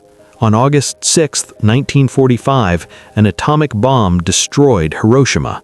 3 days later, another bomb destroyed Nagasaki. Over 200,000 people died, most of them civilians. Truman never expressed regret. He said he made the right decision. But privately, Truman struggled. He had nightmares. He received letters from people cursing him. He knew his name would forever be linked to nuclear destruction. Truman carried that weight for the rest of his life. Truman also desegregated the military in 1948. This was a brave and moral decision. It cost him political support in the South, but Truman believed it was right. He once said, "My stomach turned over when I learned that Negro soldiers just back from overseas were being dumped out of army trucks in Mississippi and beaten." After leaving office in 1953, Truman returned to Missouri. He had no pension. Former presidents did not receive pensions at that time. Truman lived modestly on savings. He wrote his memoirs to make money. Congress eventually passed a law giving pensions to former presidents, partly because of Truman's situation. Truman died in 1972. His last words were, "I'm not afraid to die." Dwight D. Eisenhower became president in 1953. Eisenhower had been the supreme Allied commander in Europe during World War II. He was a hero. As president, Eisenhower projected calm and stability. He seemed like a kindly grandfather. But beneath the surface, Eisenhower was far more calculating and ruthless than people realized. Eisenhower authorized secret CIA operations to overthrow foreign governments. In 1953, the CIA helped overthrow the democratically elected Prime Minister of Iran. In 1954, the CIA helped overthrow the President of Guatemala. These operations were kept secret for years. Eisenhower believed they were necessary to stop the spread of communism, but they destabilized entire regions and led to decades of suffering. Eisenhower also had a long affair with a woman named Kay Summersby. Kay was Eisenhower's driver and secretary during World War II. They spent enormous amounts of time together. Letters and diaries suggest they fell in love. Eisenhower's son later claimed that Eisenhower wanted to divorce his wife Mamie and marry Kay. According to the story, General George Marshall talked him out of it, saying it would destroy his career. The full truth is unclear. Eisenhower destroyed many personal letters. Kay Summersby wrote a memoir, but parts of it may have been exaggerated. What is clear is that Eisenhower and Mamie had a distant marriage. They lived more like polite strangers than partners, but they stayed together, and Eisenhower carried whatever feelings he had for Kay silently. Eisenhower suffered a heart attack in 1955 while president. He recovered, but his health was never the same. He suffered another heart attack, a stroke, and multiple other illnesses. Eisenhower's doctors kept much of this hidden from the public. Eisenhower continued working, but he was often in pain and exhausted. When Eisenhower left office in 1961, he gave a farewell address warning about the military-industrial complex. He warned that the combination of a permanent arms industry and a large military could threaten democracy. Eisenhower, the general, was warning against the very forces he had helped create. The warning was prescient. The military-industrial complex grew powerful and remains so today. John F. Kennedy became president in 1961. Kennedy was young, handsome, and charismatic. He inspired millions. He spoke of a new frontier and challenged Americans to ask what they could do for their country. But Kennedy's private life was reckless and scandalous. Kennedy had countless affairs. He slept with actresses, secretaries, socialites, and strangers. Some of these affairs were with women connected to organized crime. Kennedy's affair with Judith Campbell Exner is particularly troubling. Exner was also involved with Sam Gianciana, a powerful mafia boss. This created a dangerous connection between the president and the mob. Kennedy's staff in the Secret Service enabled his behavior.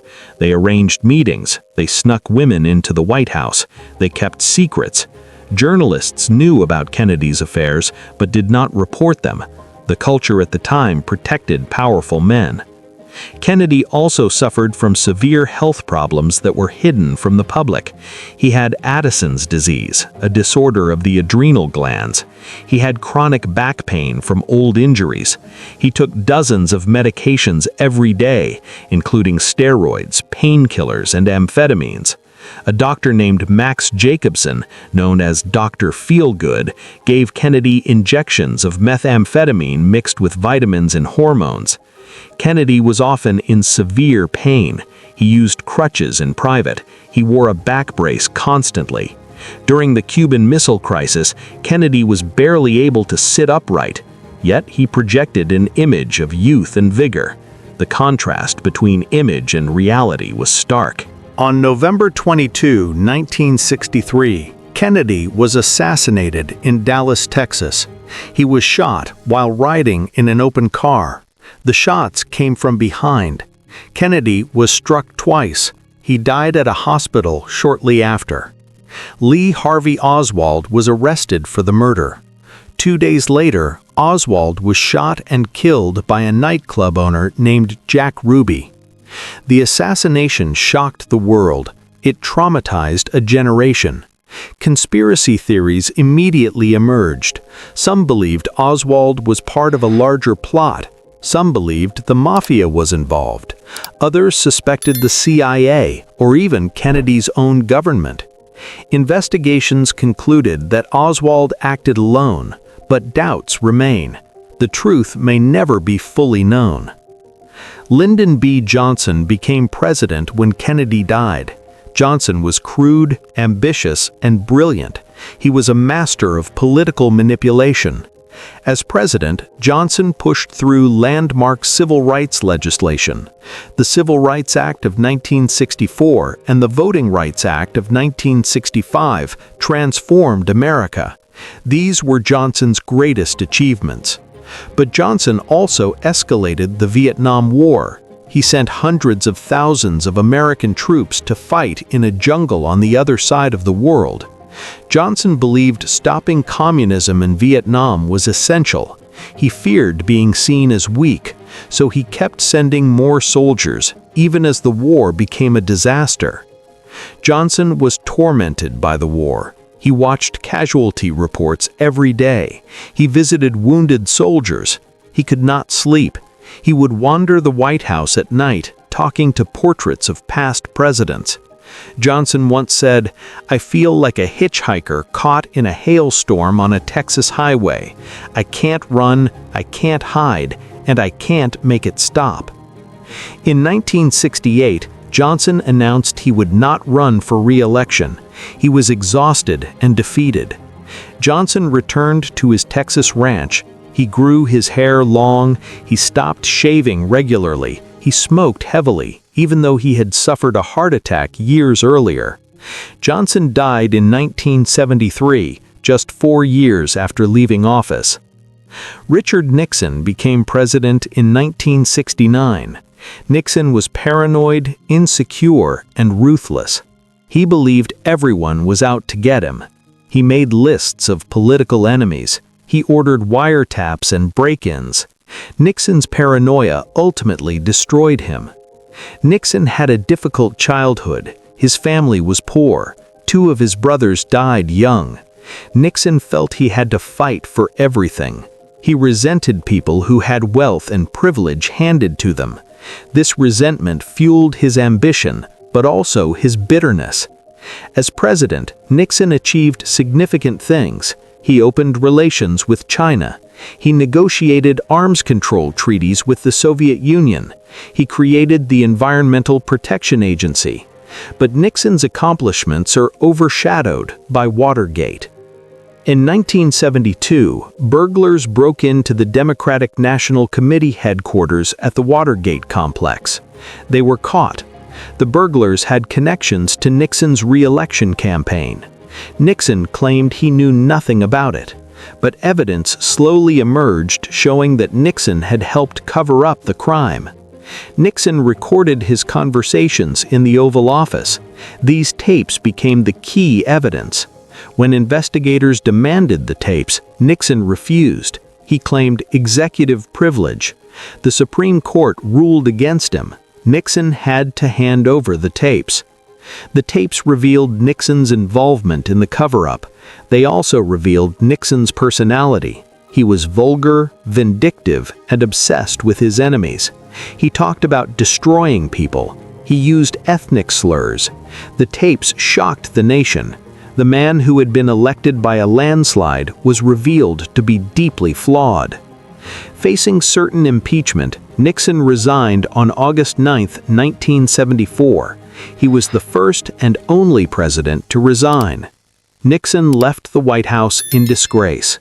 His final act as president was to board a helicopter and fly away.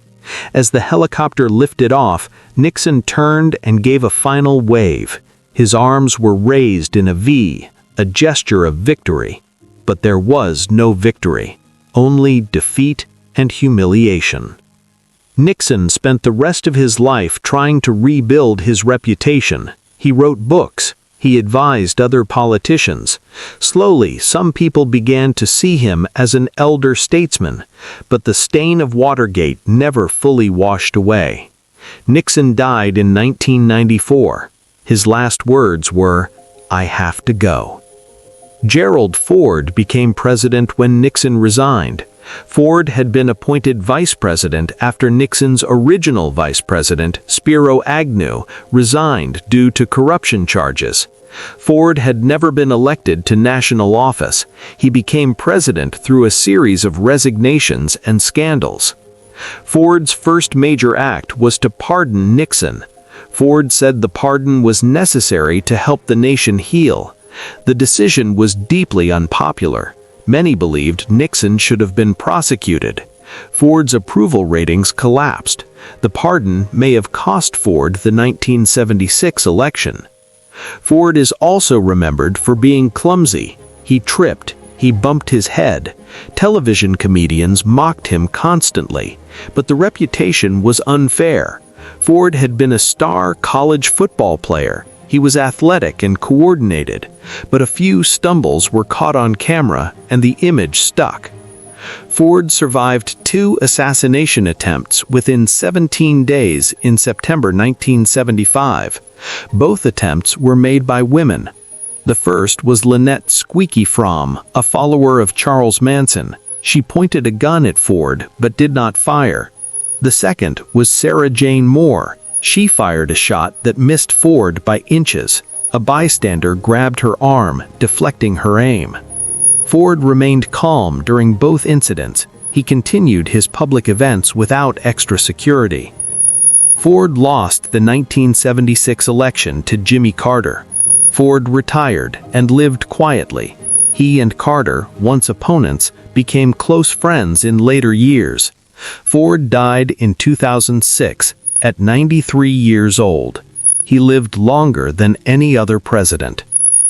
Jimmy Carter became president in 1977. Carter was honest, deeply religious, and idealistic. He promised never to lie to the American people. He tried to bring morality back to politics after Watergate. But Carter's presidency was troubled. The economy struggled. Inflation soared. Gas prices spiked. Americans waited in long lines at gas stations. Carter gave a speech talking about a national crisis of confidence. The speech became known as the Malaise speech, though Carter never used that word. The speech was intended to inspire, but it made people feel worse. Carter's greatest crisis came in 1979. Iranian revolutionaries stormed the American embassy in Tehran and took 52 Americans hostage. Carter tried diplomacy. He tried negotiations. Nothing worked. He authorized a military rescue mission. The mission failed. Helicopters crashed in the desert. 8 American soldiers died.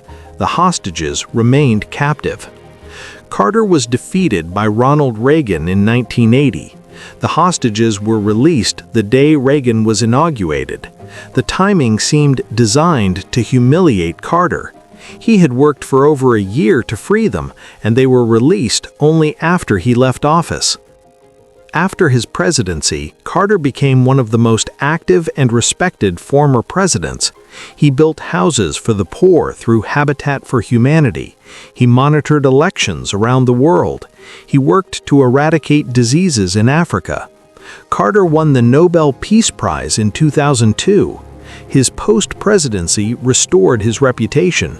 Many now see Carter as a man of extraordinary integrity, even if his presidency was flawed.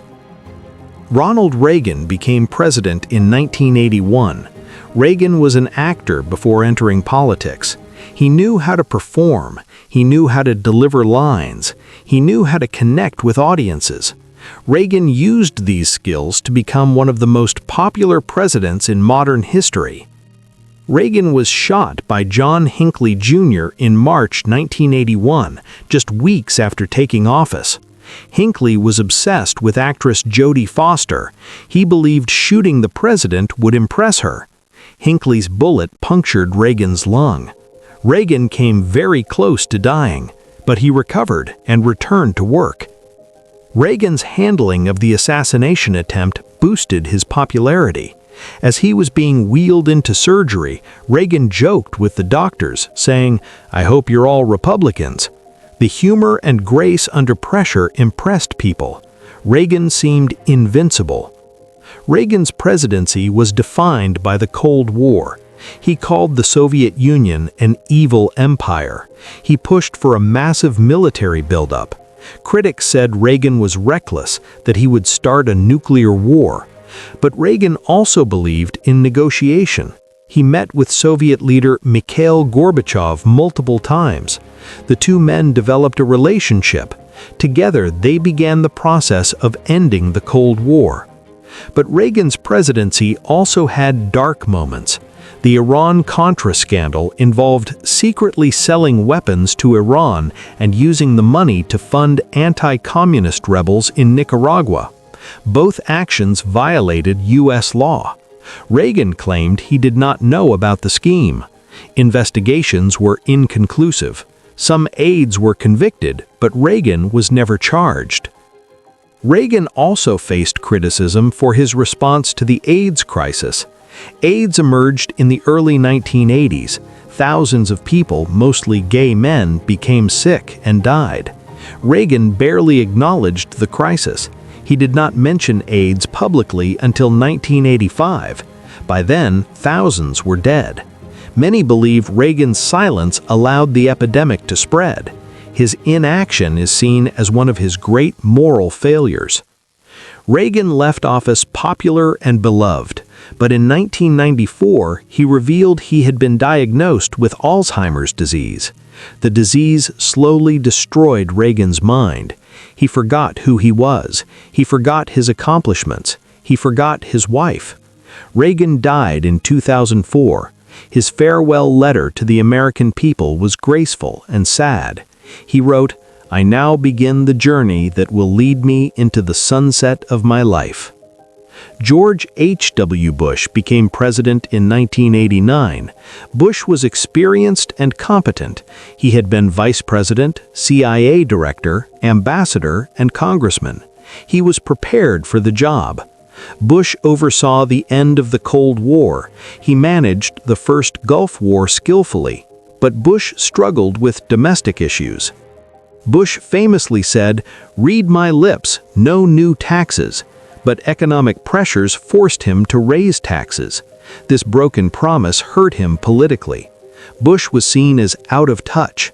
In a grocery store, he seemed amazed by a barcode scanner, as if he had never seen one before. The moment was misreported, but it reinforced the image of Bush as an elite who did not understand ordinary people. Bush lost the 1992 election to Bill Clinton. Bush was gracious in defeat. He left Clinton a handwritten note in the Oval Office wishing him well. The note was kind and humble. It showed Bush's character. After leaving office, Bush became close friends with Bill Clinton. The two men, once opponents, worked together on humanitarian projects.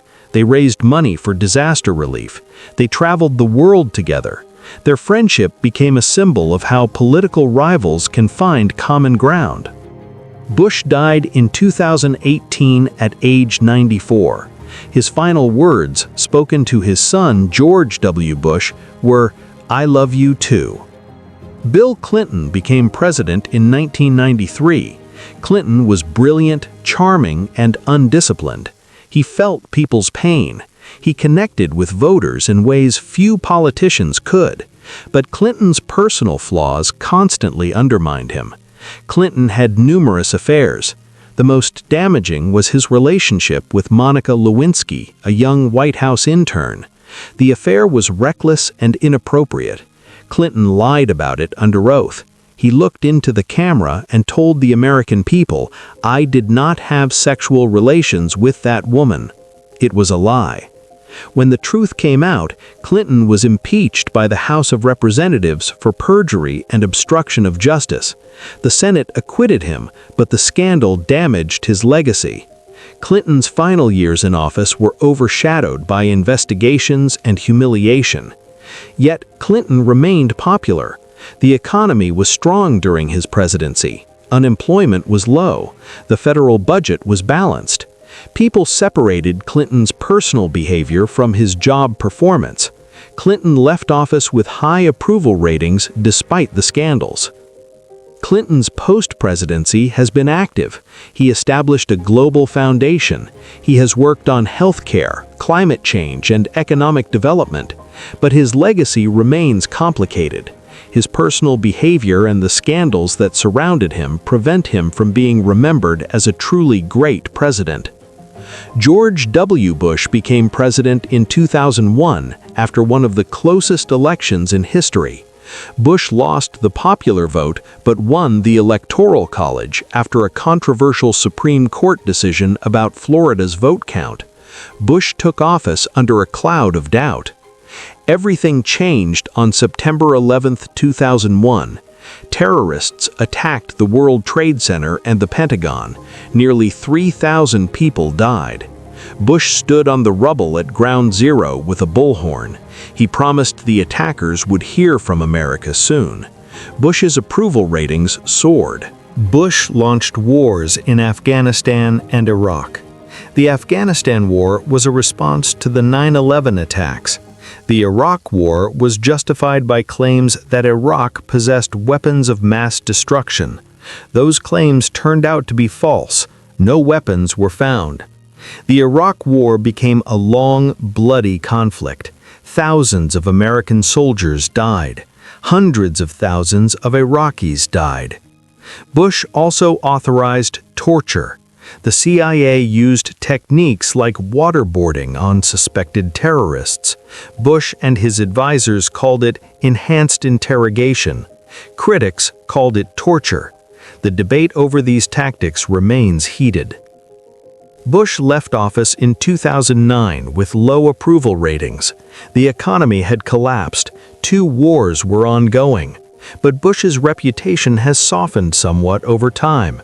He is focused on painting and philanthropy. He has avoided criticizing his successors. His decency and humility have been reassessed positively, even by those who disagreed with his policies. Barack Obama became president in 2009. Barack was the first black president in American history. His election was historic and emotional. Millions of people who had never thought they would see a black president in their lifetime wept with joy. Obama was intelligent, eloquent, and cool. He projected calm in a crisis. He expanded healthcare coverage through the Affordable Care Act, also known as Obamacare. He oversaw the recovery from the Great Recession. He ordered the raid that killed Osama bin Laden. But Obama also faced fierce opposition. Some of it was rooted in racism. Conspiracy theories claimed Obama was not born in the United States. These theories were false, but they persisted. Congress blocked many of Obama's initiatives. Compromise became nearly impossible. Obama authorized drone strikes that killed terrorists, but the strikes also killed civilians, including children. Obama wrestled with these decisions. He personally reviewed kill lists. He knew every strike carried moral weight, but he believed the strikes were necessary to protect American lives. Obama left office in 2017. His legacy is still being debated. He inspired millions and broke a racial barrier, but he also disappointed many who hoped for more transformative change. Obama himself has said he sees his presidency as a work in progress, one chapter in a longer story. Donald Trump became president in 2017. Trump was a businessman and reality television star. He had no political or military experience. Trump's campaign was chaotic and controversial. He made statements that shocked political norms. Yet he won, defeating Hillary Clinton in the Electoral College, despite losing the popular vote. Trump's presidency was unlike any other. He governed by Twitter. He attacked the press. He fired officials who disagreed with him.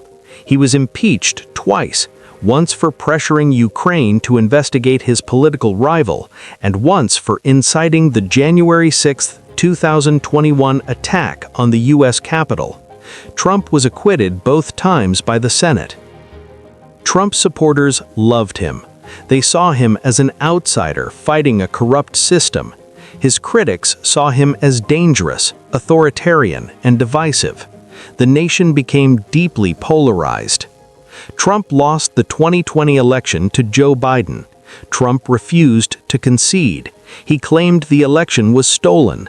No evidence supported this claim. Courts rejected dozens of lawsuits.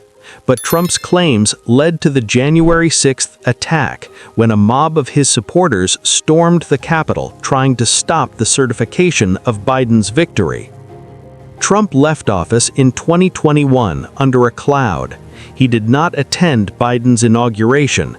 He remains a powerful force in American politics.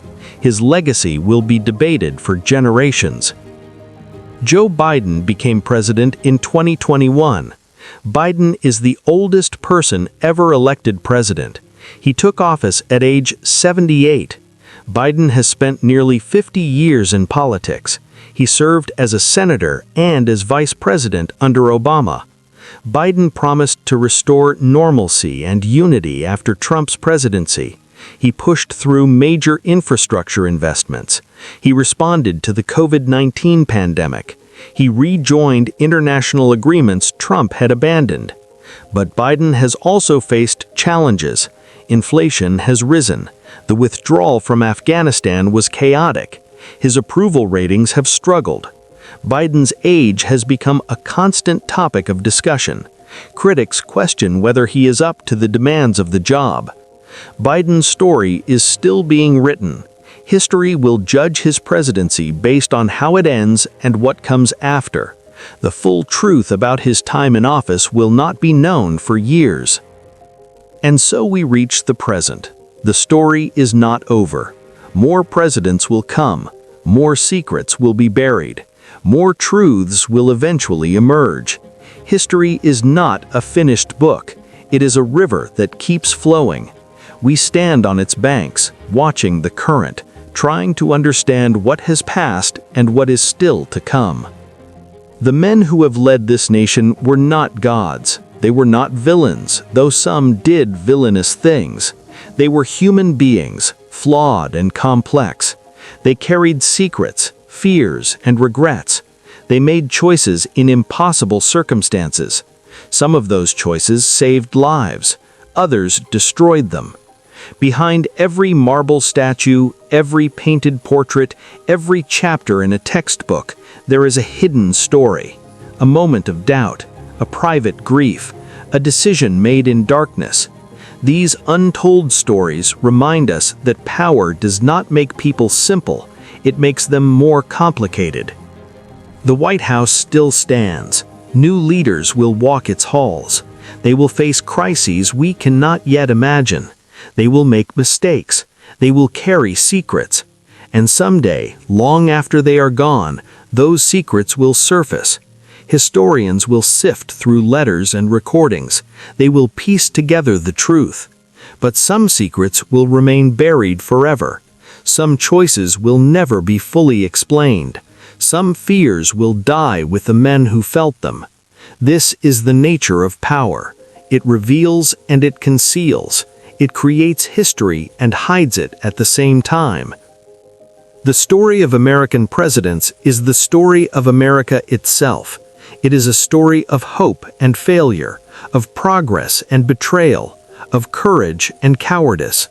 It is a story that continues even now in the shadows of history where the light does not quite reach. And perhaps that is where the most important stories have always been, not in the speeches or the monuments, but in the quiet moments, the late-night doubts, the whispered confessions, the choices made when no one was watching.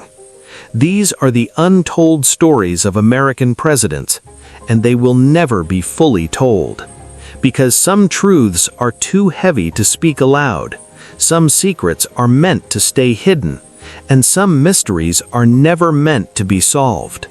The marble halls remain silent, the portraits watch with empty eyes, and the river of history flows on, carrying its secrets into the future, where they will wait, patient and still, for the day when someone dares to look beneath the surface once again.